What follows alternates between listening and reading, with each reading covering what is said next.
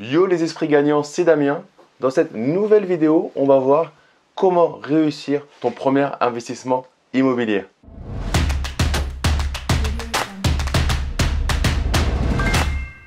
Mais avant de commencer cette vidéo, je t'invite à récupérer la formation que j'ai faite en partenariat avec mon frère qui est avocat au barreau de Paris, spécialiste en droit des sociétés et en droit de l'immobilier. C'est une formation pour la simplification du droit pour l'investisseur immobilier. Donc tu trouveras tout dans la description de la vidéo. Donc aujourd'hui, on va voir comment faire ton premier investissement immobilier. Même si tu ne connais pas grand-chose, si tu es débutant.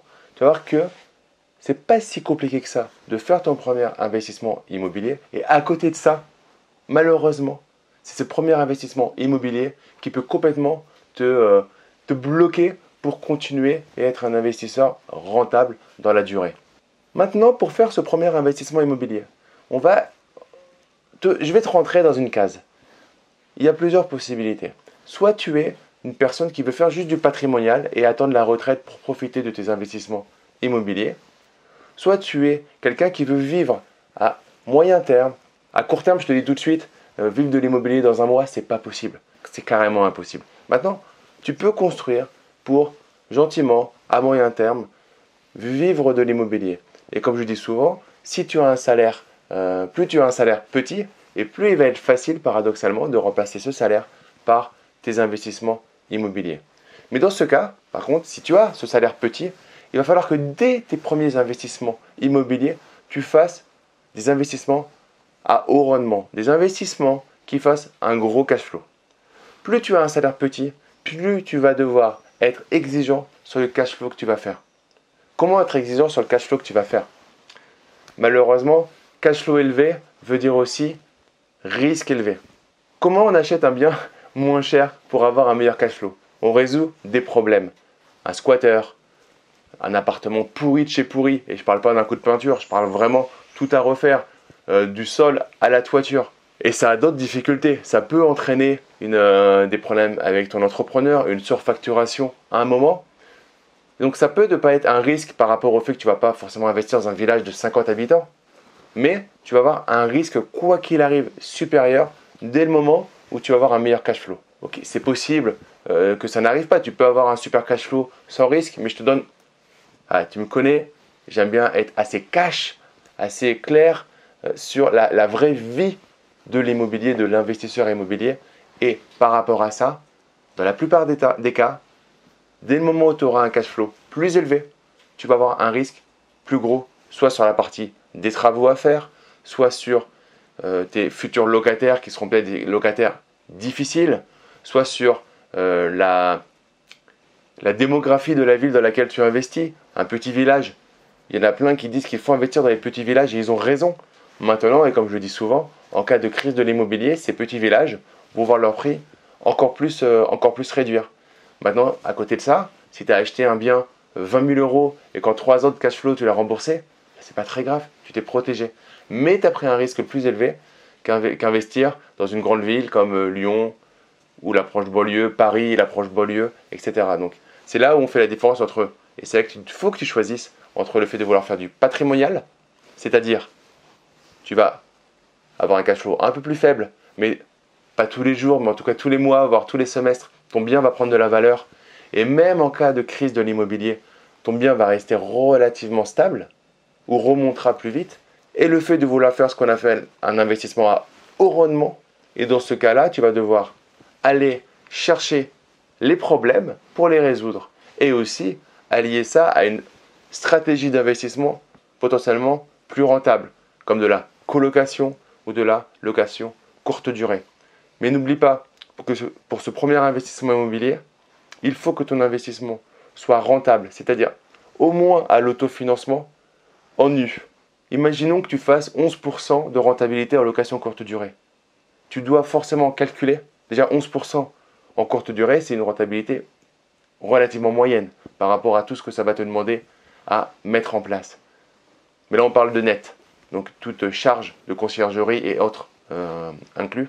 Mais en nu, combien ça va rapporter? Et c'est ça qui est très important, et c'est une erreur que font pas mal de monde, c'est est-ce que ton appartement, il est rentable et il s'autofinance au moins en nu? S'il y a tous les changements de fiscalité autour, est-ce que c'est au moins rentable? Si par exemple tu n'as plus envie de faire de courte durée, est-ce que ton appartement il est au moins équilibré? J'accompagne des dizaines d'investisseurs et j'ai des profils différents. Dès le moment où les personnes gagnent un salaire, entre guillemets, autour du salaire moyen en France, voire moins que ce salaire, le salaire moyen est estimé à environ 1700 euros. Donc j'estime que quelqu'un qui gagne 1500 euros et qui investit tout seul et qui a des charges à côté, il faut que son premier investissement ait un réel cash flow.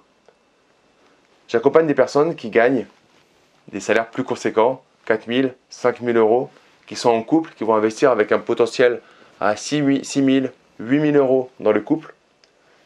Là, on peut aller vers des cash flows un peu plus bas, mais du patrimonial, donc qui va donner des biens plus liquides, parce qu'ils ne seront pas bloqués au niveau de la banque, parce que la banque va... tu vas toujours trouver des banques qui vont dire que si ton loyer est égal à ton prêt, et qu'il y a une petite marge, ils vont annuler ce financement-là. Dès le moment où tu as un salaire correct, ils vont faire ça. Dès le moment où tu as un salaire plus bas, ils vont être beaucoup plus rigoureux par rapport à ça et beaucoup moins le faire. J'étais, pour la petite histoire, dans une banque un peu off. Je te ferai une vidéo là-dessus. On parle de l'immobilier comme il y a des marchés off. Et dans les banques, il y a aussi un peu des banques off. Des banques que tu connais pas, auxquelles tu ne penserais jamais, que tu penses réserver à certaines populations. Et en fait, tu as le droit d'y aller pour avoir les bons contacts. Et la personne, en fait, comment eux, ils raisonnent? Ils ont raisonné, ils ont fait mon loyer, moins mon prêt. Ils ont vu le différentiel. Dès le moment où le différentiel était réellement positif, et très positif, on va dire, ils annulaient l'investissement. Donc ça veut dire que, par exemple, aujourd'hui, j'ai peut-être environ 800 000 ou 1 million, entre 800 et 1 million d'euros de prêts immobiliers en cours. Ils n'ont gardé que ma résidence principale. Tous les autres prêts immobiliers, ils les ont retirés de mon taux d'endettement. Donc ça, c'est plutôt excellent. Mais je pense qu'ils l'ont fait malgré tout parce que j'ai des revenus globaux au niveau de la famille qui sont assez importants. Donc, je t'encourage, si tu ne gagnes pas beaucoup d'argent, quel que soit ton projet, de remplacer ton salaire par de l'investissement immobilier ou alors juste d'acheter plusieurs appartements, de faire vraiment attention au premier appartement, quitte à mettre un peu d'apport, quitte à rallonger la durée, mais à faire en sorte qu'il y ait un cash flow qui se dégage. Il faut vraiment que sur ce premier appartement, tu fasses un réel cash flow. Je ne vais pas te donner des chiffres. Il y a des vidéos où je te parle vraiment de chiffres et d'exemples précis. Mais là, je veux te donner un petit peu, moi j'aime bien, entre guillemets, te donner un arbre, ce que j'appelle les arbres de décision. Savoir sur quelle branche tu dois te positionner par rapport à ça, où tu dois aller. Donc si tu as un salaire conséquent, 3 000, 4 000 euros, que tu investis en couple, un mix pour commencer patrimonial, c'est-à-dire faible cash flow, mais forte liquidité du bien, c'est tout à fait cohérent. Maintenant, si tu as un revenu qui est faible, que tu investis tout seul, fais attention à avoir le plus gros cash flow possible, mais un gros cash flow, quitte à aller sur des stratégies comme de la courte durée ou de la colocation qui vont te permettre de booster pendant un temps ta rentabilité et montrer à la banque que tu es quelqu'un de ce qu'on appelle solvable et qui va pouvoir continuer à te prêter.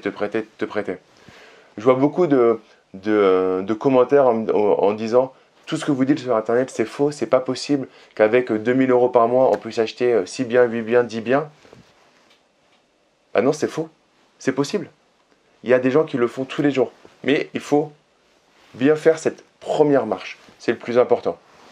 Si tu as des questions en tout cas par rapport à ce premier investissement, n'hésite pas à me les poser directement dans les commentaires de la vidéo, j'y répondrai avec grand plaisir. Si tu as aimé cette vidéo, mets-moi un gros like, tu t'abonnes, tu cliques sur le bouton s'abonner, tu cliques bien sur la cloche pour être notifié quand je publie de nouvelles vidéos. Et comme toujours, après avoir vu cette vidéo, ne reste pas consommateur, deviens un producteur et fais ce premier investissement immobilier. C'est ce qui, personnellement, en tant que coach, me donnera le plus de joie. Et je te dis à très vite dans une prochaine vidéo. Ciao!